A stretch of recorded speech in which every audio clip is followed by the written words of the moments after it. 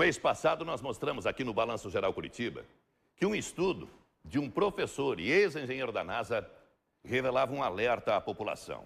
Segundo a pesquisa, entre junho e setembro deste ano poderiam acontecer muitos problemas climáticos.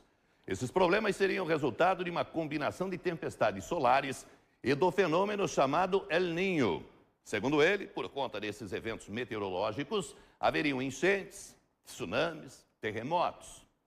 A gente sabe que esse tipo de evento é comum em países como Chile e Estados Unidos. Nós costumamos ver nos noticiários, inclusive lá nos Estados Unidos nesse momento, as tragédias que acontecem nesses locais. Parece-me que 38 pessoas morreram devido à chuvarada lá. Acontece que a pesquisa do ex-agente diz que esses episódios podem acontecer também aqui no Brasil. Muita gente ficou descrente, mas depois que a reportagem foi ao ar, alguns fenômenos diferentes começaram a ser registrados. No nosso litoral, por exemplo, muita gente se assustou com o recuo do mar. Em muitas praias era possível ver apenas areia, nada de água. Isso foi resultado dessa combinação perigosa que o pesquisador identificou. Mas será que é preciso se preocupar? Novos fenômenos, desta vez mais graves, podem acontecer? Será que esses eventos climáticos podem acontecer aqui no Brasil? Vamos ver na reportagem da Thaís Santana. O alerta foi feito com exclusividade à nossa equipe por esse ex-engenheiro da NASA, especialista em mudanças climáticas. Em abril deste ano, Juan explicou que o efeito estufa provocado por tempestades solares causaria o aquecimento da Terra e dos oceanos e poderia causar catástrofes em várias partes do mundo, inclusive no Brasil. 4 meses depois, e muitas dessas previsões se concretizaram. O que temos visto, as tempestades de radiação solar com o aquecimento da Terra que provocaram muitas chuvas, teremos ainda vários furacões. Já temos vários huracanes. O terremoto no Chile, previsto por Juan, sacudiu a capital daquele país no começo de agosto e registrou ainda outros abalos. Na última semana, tremores foram sentidos na África, México e Argentina. O Caribe sofreu inundações. Um tufão atingiu a Ásia com ventos que passaram de 250 quilômetros por hora. O mais recente fenômeno foi a tempestade tropical no Texas, Estados Unidos, que deixou ao menos 10 mortos, dezenas de feridos e centenas de desabrigados. Para o ex-engenheiro da NASA, esses fenômenos naturais ocorridos em várias partes do mundo representam apenas uma parte do que ainda está por vir. Juan alerta sobre outro terremoto de maior escala que deve voltar a assombrar o Chile nos próximos meses. Um forte tremor com poder de destruição equivalente a 4 bombas atômicas, o que deve devastar parte daquele país e outros vizinhos.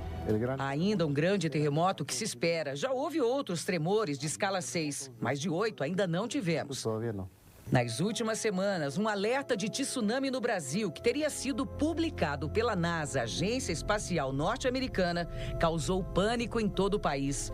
Nas redes sociais, milhares de pessoas compartilharam publicações do fenômeno, que assustou pelo efeito de destruição que causaria em boa parte da costa brasileira, com ondas de 30 a até 100 metros de altura. O assunto dividiu opiniões. Para alguns especialistas, a informação é falsa. Já para outros, nem tanto. Seria, então, fato ou boato? O aquecimento que teremos é que muitos vulcões estão entrando em erupção. E se esse vulcão entrar em erupção, pode sim causar tsunamis, por causa de uma vibração de 5 a 8 metros de altura. E poderia atingir toda a parte norte do Brasil. E criar um tsunami muito forte para o Brasil. Os próximos meses prometem eventos extremos em lugares até então inimagináveis, como o Brasil, por exemplo.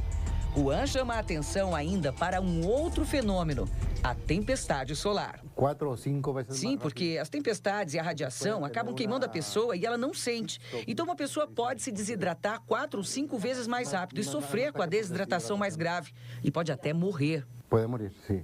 E o que dizer do recuo do mar no litoral paranaense, que entrou 2 metros mar adentro?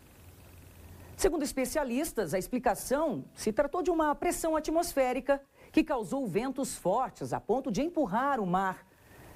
Mas não é essa explicação dada pelo ex-engenheiro da NASA. Segundo ele, o que ocorreu mesmo foi um terremoto entre a África e o Brasil. Com isso, essa trepidação da Terra, esse tremor, mexeu com todo o oceano, empurrou a água que ficava aqui, ó, na costa brasileira, toda para o Caribe. E por isso, aqui recuou e houve inundações consideráveis na região do Caribe. Um fenômeno que talvez não foi explicado tão ao fundo para não causar pânico na população.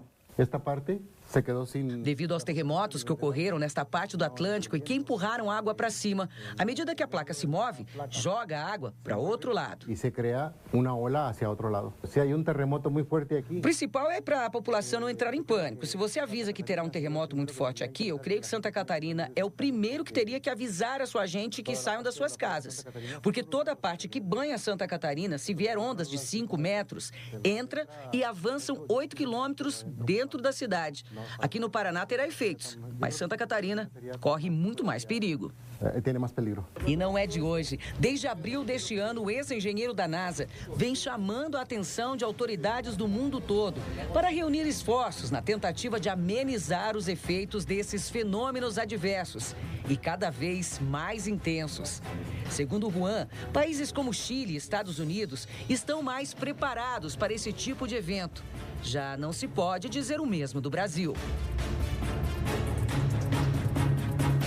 Para os mais descrentes, Juan deixa claro que todas as previsões são baseadas em estudos aprofundados, experiências trocadas com cientistas do mundo todo e informações atualizadas que recebe diariamente da NASA, onde atuou por muitos anos como engenheiro da Agência Espacial Norte-Americana.